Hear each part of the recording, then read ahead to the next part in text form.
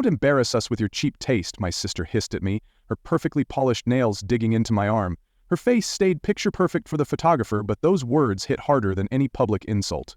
It was her big night, an over-the-top engagement gala dripping in chandeliers, custom floral arches, and designer champagne, all funded by me. She didn't know I knew, but every sparkle in that room had my bank account behind it. Still, in her eyes, I was a blemish. So I did what any sane older brother would do. I left. Then I came back, in a full hot dog costume. People gasped. She screamed. I bowed low and said, "Happy to leave." That night, she kicked me out. The next morning, I kicked everything over.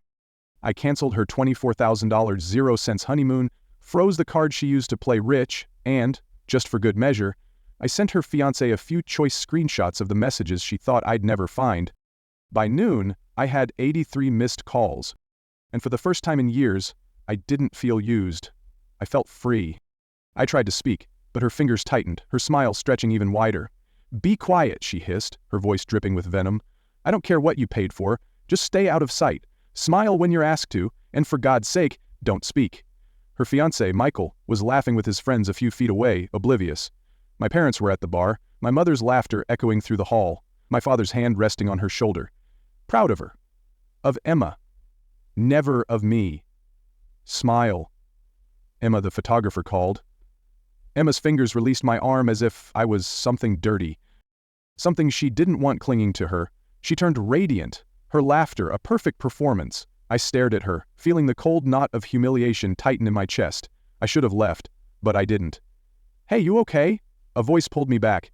David, one of Michael's friends, stood there holding a glass of champagne. "Your sister's intense, huh?" I forced a smile. "You have no idea." David laughed, oblivious, but I saw the pity in his eyes. They all saw it. I was the family shadow, the one who always helped, always paid, always stayed quiet. Until that moment, I slipped away, walking past the sea of glitter and gold through the marble hallways of the hotel. My fingers trembled as I typed on my phone, the plan forming faster than my heartbeat. An hour later, the ballroom doors burst open. A hush swept through the crowd. I stepped through the ballroom doors in a giant hot dog costume. Yeah, bun, mustard, everything. A big, fluffy, ridiculous hot dog. The kind you'd expect at a county fair, not a $40,000 0-cents engagement gala. Laughter erupted, some of it shocked, some nervous, but all eyes were on me. Emma's smile disappeared like a switch had been flipped. Her eyes went wide, her hand flew to her mouth, my parents froze. Michael looked like he didn't know whether to laugh or faint. I raised my arms dramatically. "Ladies and gentlemen," I said, letting my voice carry across the stunned silence, "a toast to the happy couple. To Emma, who taught me that family isn't about love, it's about appearances. And to Michael, who's about to learn that the prettiest roses have the sharpest thorns." That's when it happened. "Get out," Emma screamed, her voice split the room. "Get out! You're ruining everything." I smiled, bowed deeply, foam costume folding awkwardly around me, and said, "I'm just following your advice, Emma. Didn't want to embarrass you with my cheap taste." Then I turned and walked out. Behind me, the room erupted, gasps, whispers, stunned silence. Her perfect night cracked like glass. But trust me, that was just the beginning. At dawn, as the first light crept through my window, my phone buzzed with 42 missed calls from Emma. Then Mom, then Dad. I watched them one by one without answering. Finally, I dialed the first number on my list. "Hello, Windward Resorts," I spoke calmly, hiding the grin that spread across my face. "I need to cancel a honeymoon package. Yes, the one for Emma Johnson. No, it won't be rescheduled." The second call was even simpler. Her credit card frozen. And then I opened the folder I'd kept for weeks. Screenshots, private messages, her desperate, cruel words about Michael, mocking his family, laughing about how she was just using him to climb the social ladder. I sent them to Michael. 2 hours later, another call from Emma. Her voice was raw, shaking. "How could you? Please, I'll do anything. Just talk to me." I didn't answer. I let her words die in the silence. And as I sipped my coffee, watching the sun rise over the city, I felt something new. Not just anger. Not just revenge. Freedom. As sunlight poured over the city, I sat in my tiny apartment, sipping coffee, watching golden light spill through the windows. My phone buzzed nonstop. 42 missed calls from Emma, dozens more from my parents. I didn't answer a single one. I let them sit in their own panic, their own silence. But peace is temporary. By afternoon it shattered. With a frantic knock on my door, I opened it to find my mother, pale, eyes swollen, her expression tight with rage and fear. "You're destroying your sister. she hissed, skipping any greeting. I'm just setting things right, I said flatly. She's your sister, her voice cracked, rising with every word. You've always been selfish. Things have always been easier for you. But for her, I let out a short, bitter laugh. Easy? She spent years draining my accounts, my time, my sanity, and you praised her for it? But now that I've stopped being her silent little bank account, suddenly, I'm the villain? Don't twist this, she cried, voice trembling. Emma is suffering. Michael's devastated. You've turned her life into a nightmare. She did that herself, I said sharply. She lied to him, lied to all of you, and you all bought it because that's what you do, because she's your golden child. And you, my mom said, barely holding her voice steady, you've always been cruel. I've always been used, I snapped. I stepped forward, voice tight with heat. You watched her bleed me dry and said nothing. Now that there are consequences, you blame me? Tears filled her eyes. She didn't mean it. She's just lost. She's not lost, I said. She's manipulative, and you've always been her audience. Her hand moved fast, a sharp slap, hard enough to sting. We stood in silence. Her eyes softened, maybe from guilt, maybe from shame. I wish I'd never come here, she whispered, and she turned and left. I stood there a moment longer, my cheek burning, but it was nothing compared to the fire in my chest. The door closed with a click that felt final, and for once, I didn't chase after her. I stood there, breathing hard, heart pounding like a drum inside my chest. The burn from my mother's slap was nothing compared to the fire rising in me now. But I wasn't finished, not even close. That night, I quietly made my way to the hotel where Emma and Michael were staying. I already knew they'd be there. My mom's panicked phone call earlier gave that much away. I took the elevator to the 3rd floor, my footsteps silent against the thick hallway carpet. I was just about to pass their door when I heard voices. Emma's voice, sharp and laced with venom. I don't care what he says, Michael. He's always been jealous. Always trying to ruin my life. Michael's voice came back, softer, unsure. But why did he cancel the honeymoon? And those messages? I saw them, Emma. She gave a forced laugh, trying to sound amused. You believe that? Michael faked them. He's obsessed with me. He hates that I'm happy. Please, you have to trust me. He's not right in the head. I pressed myself against the wall, jaw clenched tight. Every word out of her mouth was calculated. She was still spinning it, still playing the victim. Michael sighed. I could hear the hesitation in his footsteps. I don't know. He seemed calm, like he wasn't even angry. That's what makes him dangerous, she snapped, her voice rising. He plays the victim, he always has, and now he's trying to turn you against me. Another long pause. Then Michael said quietly, maybe I just need some air. No, she cried out, her panic unmistakable. Michael, please, don't leave. I can't lose you, not because of him. There was silence, then the soft click of the door opening. I peeked around the corner just in time to see Michael walking toward the elevator, head down. He didn't look back. I waited in the shadows, boiling. She was still lying, still twisting everything, but I wasn't going to be her pawn anymore. I pulled out my phone, turned on the voice recorder, and waited. About half an hour later, I heard her again, on the phone this time. Her tone was sharp, confident, and dripping with disdain. He's trying to ruin everything, she said, but it doesn't matter. Michael's not smart enough to figure it out. I can control him. My parents? They'll always side with me. She paused.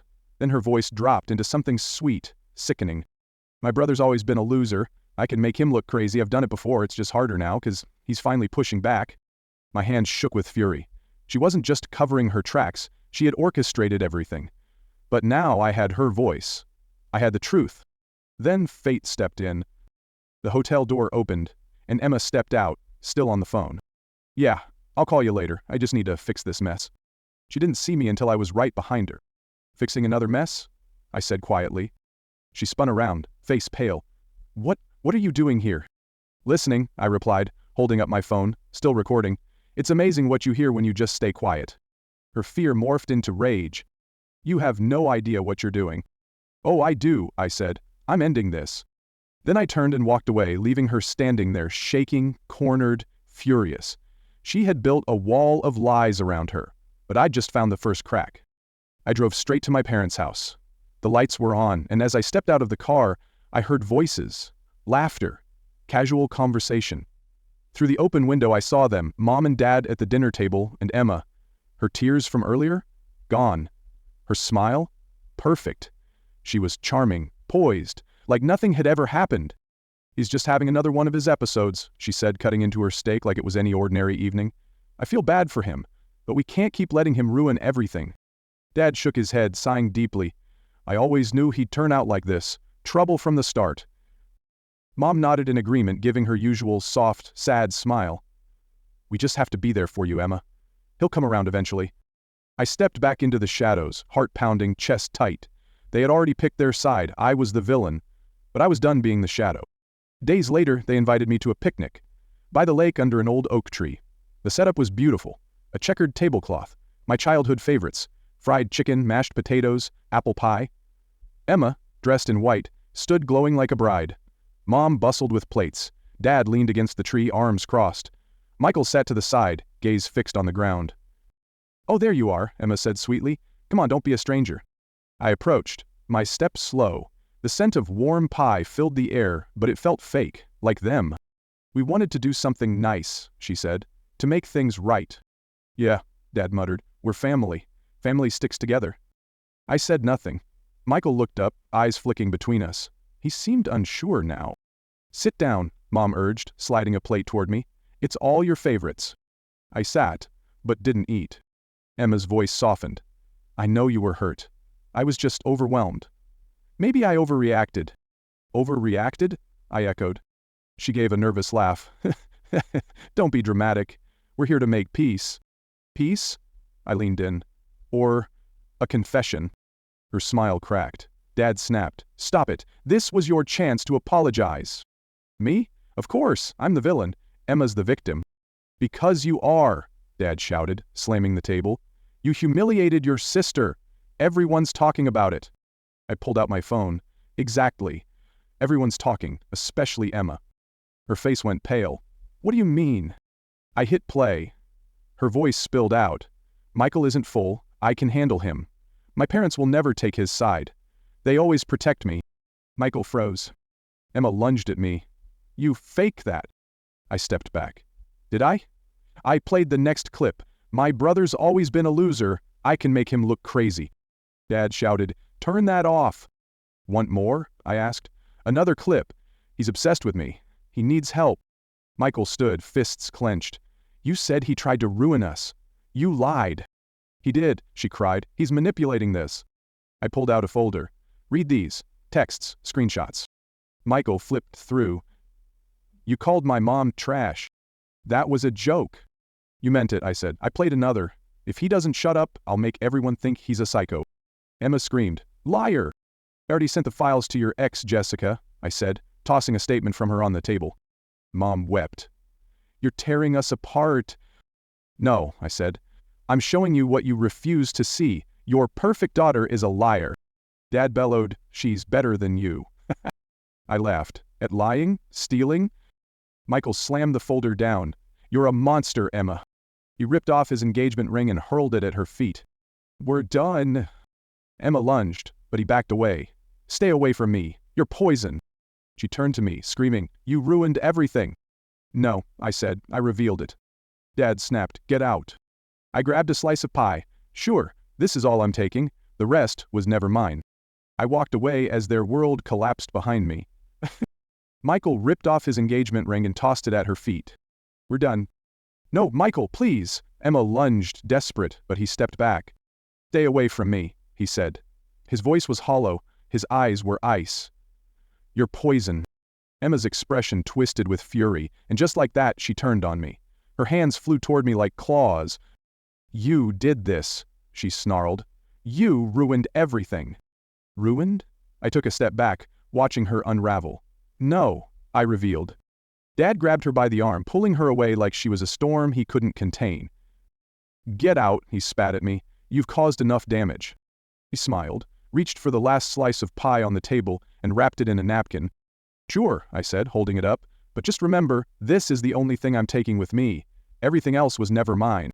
I walked away while their shouting faded behind me. When I got to the edge of the field, I saw Michael leaning against his car, staring out at the lake. "Why?" he asked quietly, his voice full of hurt. "Why did you do it?" I looked him in the eye, years of silence lifting off my shoulders like smoke. because staying silent would have been a lie, and I'm done living in their story. I got into my car as the wind picked up, carrying with it the shattered pieces of a family built on lies. And for the first time, I felt free. The next morning, I thought the storm had passed, but at 7:00 a.m., my phone lit up. The name on the screen? It wasn't who I expected. "Grandma, sweetheart, I've heard everything." Her voice was calm, but it carried a sharp edge. "Your parents are trying to make you the villain." I sighed, too tired to argue. "I don't care anymore. I'm just glad it's over." "It's not over," she said firmly. "Not until they pay you back for everything they stole." "Grandma, I didn't do this for money. I just wanted them to stop using me." "And they won't," she said, "unless you make them." Then came her final words. "I'm coming over." An hour later, she was in my kitchen, scanning the room like a detective. "Show me everything you've paid for," she demanded. So I did, on my banking app. Emma's wedding, $24,000, 0 cents. Dad's debts, $12,000, 0 cents. Monthly support, over $30,000, 0 cents. Her jaw clenched. "Disgusting," she muttered. "They used you. But that ends today." That afternoon, Grandma called a family meeting. When I walked in, they were already there, Emma pale, Mom fidgeting, Dad pacing. "Finally decided to face us," Dad sneered. I said nothing, just sat beside Grandma, who looked each of them dead in the eye. "I've seen the proof," she said coldly. "You three have treated him like an ATM. That stops now." "Mom, please." Emma's voice was syrupy. "He's just overreacting." "Be quiet," Grandma snapped. "If you don't pay him back every cent, I'll rewrite my will. You'll get nothing." Mom's face drained of color. "You can't," she whispered. "Oh, I can, and I will," Grandma replied. Emma's eyes filled with tears. "But Grandma, you lied, you manipulated, now you pay."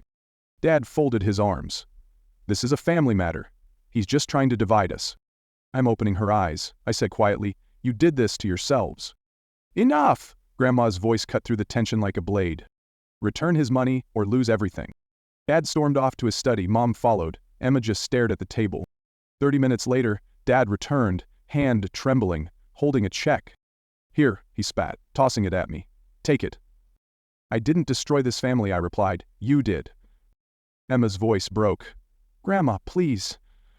"I'm watching you learn consequences," she answered coldly. I picked up the check, folded it, and stood. "I'm done here." As I walked out, Grandma's quiet strength walked with me. That night, I sat by the window, tea in hand. For the first time in years, my mind wasn't racing. My phone buzzed. A message from Grandma. "Proud of you. Don't look back. Love, Grandma." They smiled. They were gone, along with their lies, their guilt trips, and their control. I didn't do this for revenge. I did it for freedom. And as the sunrise spilled golden light across the city, I finally felt it.